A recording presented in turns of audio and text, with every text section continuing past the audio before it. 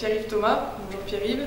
Bonjour. Pour parler de la D2 féminine, donc un petit retour sur la saison. Donc on finit à la 6e place, 8 victoires, 3 matchs nuls, 11 défaites, avec la 6e attaque, la 7e défense. Donc on va revenir avec toi sur un peu le contexte particulier de cette saison, c'est-à-dire les 6 descentes. Donc un bilan que tu fais déjà de ce contexte et comment tu as pu gérer ça. Le bilan il est positif puisqu'on finit dans. Enfin l'objectif était de finir dans les 6. Donc déjà ça c'était bien sûr capital.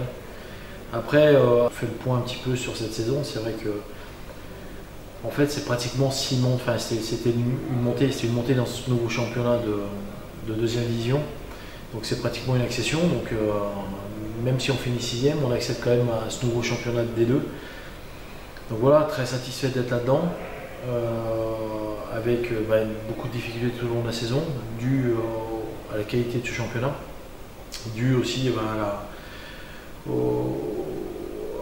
à chaque match on jouait notre survie, donc c'était des matchs un peu particuliers, hein, des matchs où les équipes jusqu'à 2-3 jours de la fin étaient pratiquement toutes concernées par le maintien. Donc c'est vrai que c'est des matchs qui, chaque dimanche, sont des matchs de coupe.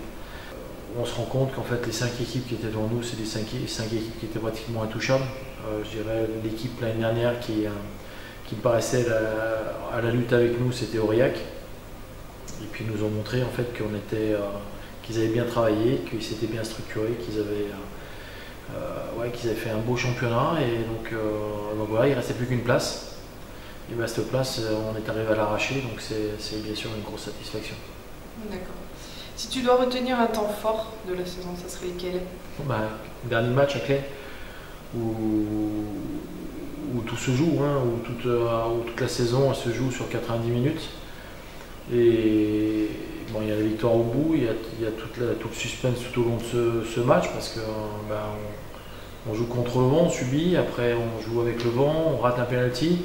Donc là aussi on se fout un peu la pression, et puis après c'est la délivrance, et puis après c'est toute la joie de concentrer sur pas grand chose, de pouvoir avoir la satisfaction d'être en 2e division l'année prochaine. Je voulais revenir à un point positif de l'année, lequel tu retiens? Le point positif, c'est le maintien. Donc après, des points positifs, il y a. Si tu dois en retenir qu'un seul, c'est le maintien, c'est ça. Mais comment on est arrivé à ce maintien? C'est-à-dire que ça a été dur tout au long de la saison et tout le monde s'est accroché, tout le monde est allé au bout pour pouvoir avoir remplir cet objectif. Mais c'est vrai que ça a été compliqué. C'est vrai que ça a été sympa de faire le dernier match. On a pratiquement vécu une montée, hein, sur ce dernier match, donc très satisfait du groupe qui était à Clay, mais il n'est pas tout seul, parce que les résultats qu'on avait fait avant pour nous permettre d'être là, c'est avec un groupe de 26 filles, hein, je crois que 26 ou 27 filles on a utilisé cette année. Donc voilà, tout le monde a eu sa petite part c'est pareil, du gâteau, aussi pour toutes ces équipes qui sont en train de mourir, parce qu'elles ne savent pas trop comment elles vont repartir l'année prochaine, ce qui aurait pu être notre cas. Et les filles ont fait ce qu'il fallait pour qu'on ne soit pas à leur place. D'accord. Un point négatif de la saison? Ouais, le point négatif, il y en a eu. Après, le match de Toulouse nous a fait mal psychologiquement, parce que c'est la première fois qu'on en prenait autant sur un match de championnat. Le voyage retour a été interminable. Après, point négatif, je veux dire, il faut se servir des points négatifs pour avancer, et tous ces petits points qui nous ont fait un peu mal, on s'en est servi pour s'en sortir. Donc tous ces petits points négatifs, que ce soit la défaite à Toulouse où on prend une bonne raclée, que ce soit des défaites aussi des fois sur le plus petit score comme Marseille ici où on perd 2-1 encore en prenant des buts un peu évitables.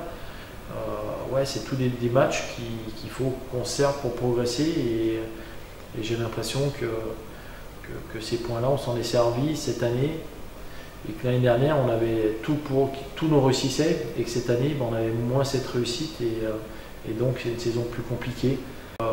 Les matchs de coupe nous ont fait beaucoup de bien, parce que c'était un championnat encore qui était encore clairsemé, où on jouait un week-end, on avait un match de coupe, on jouait un week-end. S'il n'y avait pas eu ces matchs de coupe, on n'aurait pas eu de préparation. Et les matchs de coupe ont été vraiment des matchs de préparation et nous ont permis d'arriver à l'objectif du club. Enfin, l'objectif de tout le monde, c'était de se maintenir. Quelles sont les ambitions de l'année prochaine? Les ambitions, c'est un tournant. Donc un tournant, ça veut dire qu'il ne faut pas se tromper. Alors il y a tellement de choses à mettre en place. On est en retard sur beaucoup de choses. Donc il y a une structuration à mettre en place, à faire, pas forcément cette année, mais pour l'année prochaine. Donc il faut déjà dès maintenant y travailler, parce que j'espère qu'on va se maintenir en deuxième division. C'est une nouvelle équipe qui va arriver, j'espère, parce qu'on a quand même des départs, des filles qui étaient emblématiques un petit peu sur ces 4-5 dernières années. Safia Beguindouche, Laetitia Agam, qui sont des deux filles qui ont été là les premières. Ouais, qui ont été là les premières, qui ont porté longtemps cette équipe du Puy à bras-le-corps. Donc voilà, ça fait un an qu'elles nous a averti comme quoi elles arrêtaient. Donc voilà. Et puis surtout les remercier par rapport à tout ce qu'elles ont fait sur ces dernières années. Après, il y a des filles qui sont aussi à des choix importants à faire dans leur carrière. Que ce soit des filles qui sont arrivées cette année comme Megan Lafont, comme Bettina Matondo, qui réfléchissent à leur avenir et puis à essayer d'aller en D1. Donc voilà, ce que je leur souhaite, c'est d'aller en D1, mais pas d'aller en D1 à n'importe quel prix. Parce que c'est des filles qui ont monté leur bout du nez, comme Fanny, comme Mélissa, Anaïs qui découvrait la deuxième division, donc Anaïs Roumazet. Donc c'est des filles il faut qu'elles franchissent les paliers assez rapidement, parce que c'est important, parce qu'on a besoin d'elles pour avancer. Après, il faut aller chercher, à mon avis, 5-6 joueuses, parce que numériquement, on ne pourrait pas s'en sortir si on n'avait pas un petit peu d'aide de l'extérieur. Donc ça veut dire du travail, ça veut dire du boulot pour ces filles-là, ou après si c'est des étudiantes, essayer de les mettre dans les meilleures conditions pour qu'elles puissent étudier et jouer au football au haut niveau. Donc la politique, c'est former le plus de jeunes possible, et puis après aller chercher les 1, 2, 3 éléments qui puissent nous aider. Maintenant, on va parler un peu du coup de l'Euro 2016. Quel est ton pronostic pour l'équipe de France? Tu penses que l'équipe de France va aller jusqu'où dans cette compétition? Ouais, jusqu'au bout, donc ils vont vivre quelque chose d'extraordinaire. Comme pour beaucoup, la différence entre une très bonne équipe et puis une équipe qui peut être championne d'Europe et une équipe qui peut finir 3-4e, elle est tellement mince, tellement infime que voilà, il faut se servir de tout, et je pense que Deschamps est quelqu'un qui va arriver à chercher la petite bête pour pouvoir réveiller tout le monde et puis arriver à tirer cette équipe France vers le champion, vers le titre. Donc moi je suis pas confiant, parce que il faut pas l'être, mais je pense qu'on a une bonne chance. Optimiste. Ouais.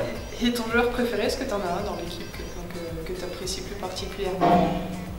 Dans l'équipe de France? Ouais, dans le groupe là, qui a le moi j'aime bien l'ancien gardien de but, il va aller vers Lloris, parce que c'est quelqu'un de très réfléchi, c'est quelqu'un qui est capable de faire gagner une équipe. On est supporter surtout de l'équipe de France. Ok. Bon, merci beaucoup Pierre-Yves, et encore félicitations pour cette saison. Ouais, merci à toi Elsa.